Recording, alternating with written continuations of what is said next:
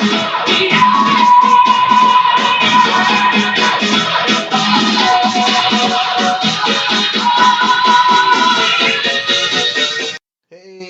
everybody, this is Rapid Sports with Jax from the J today to the XNX.com. Go over to the website, check it out.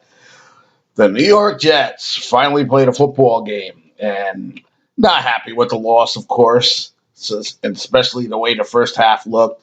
But it's just good to see football back, and it's good to see Wilson what he can do and what he can't do. And this is going to be a fun year. I still have a feeling. I know opening day, a lot of games left, a lot of games left.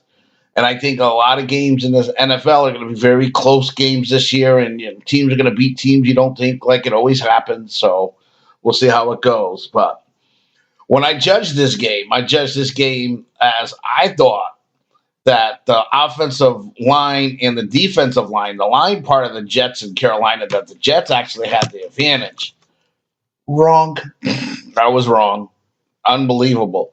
Now, the Jets defense, I thought, played a great game considering how much they were on the field. They were pressuring from all over the place. They did a good job. A couple of mistakes ended up in the end zone. And they do have McCaffrey. I mean, that guy's unbelievable player.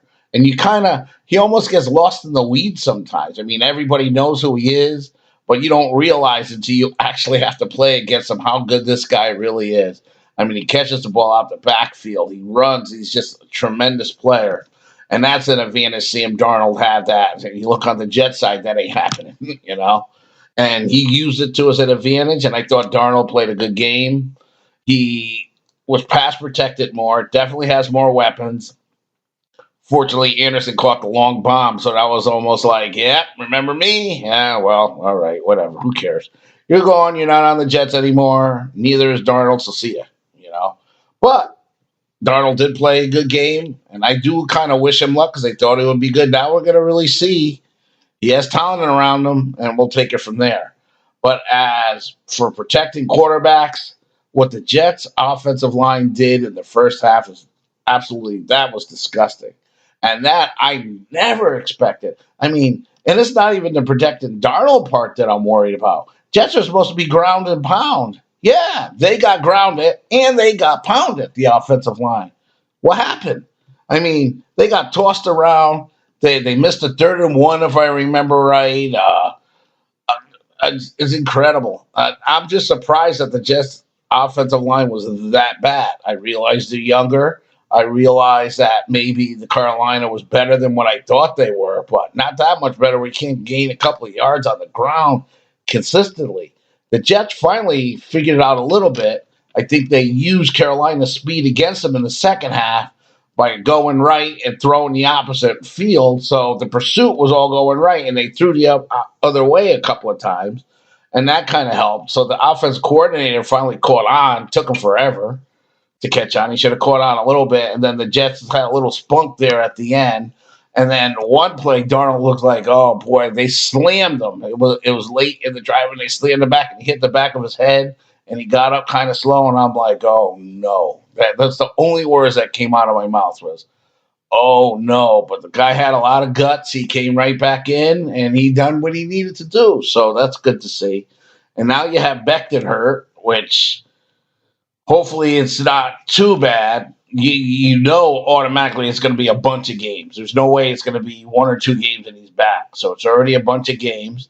But they put Mosley in, and they seem to be better down the stretch. They seem to get a little more coordinated. But I don't know why it was so.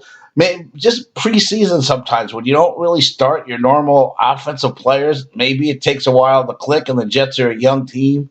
But still, that's no excuse for not being able to run the ball. They're supposed to be ground and pound. That's what I thought they were supposed to be. And like I said, there was no running attack whatsoever. I remember one 10-yard run by Johnson, I think it was. And I thought Carter would be a little bit better.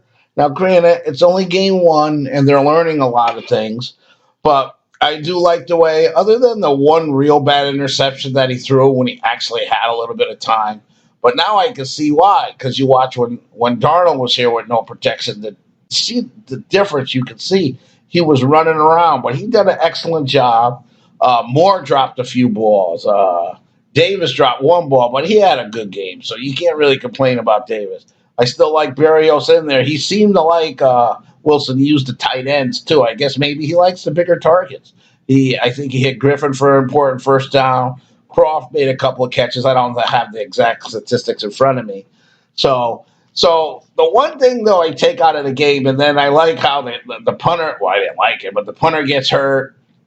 Amiola, hopefully I'm saying this right. Now he came in and he punted and he done a fine job, looked respectable. Obviously, the Jets are probably going to pick up a punter this week, but he did a great job on the way he played. So that was kind of good to see. Specialty teams don't look bad. This is the way I look at it. Okay, Jets defense wasn't awful.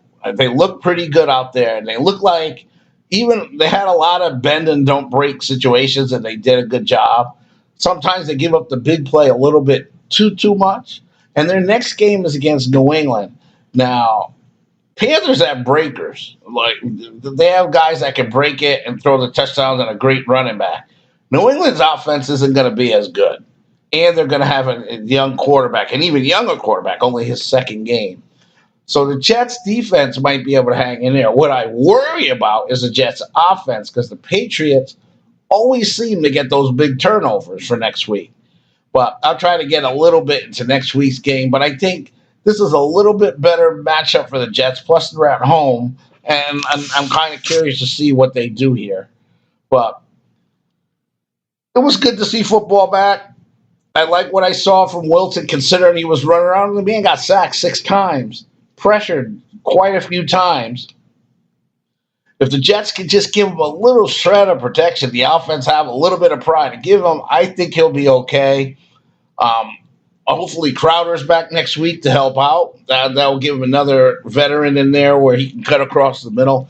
But it seems like right now he has no safety valve. Like every time Darnold got in trouble, he jumped it off to McCaffrey or he dumped it off. It seems like right now Wilson doesn't have that. In time, he will get that. He'll have to. It's going to take a while before he gets used to receivers. It's probably going to be a lot of Davis at the beginning, and then hopefully he'll figure out what goes on at some period of time. But anyway, Jet fans, don't be discouraged. It was definitely a bad game, but there's still a lot of football left. The defense did actually look pretty good. They didn't look out of place. And I figure if the Jets offense has the ball a little bit more, a more rested Jets defense throughout the game will actually do a better job. But we'll see how it goes next week, and we'll take it from there. This is Rapping Sports with Jax for the J to the A to the X to the X.com. And until next time, we'll talk to you later.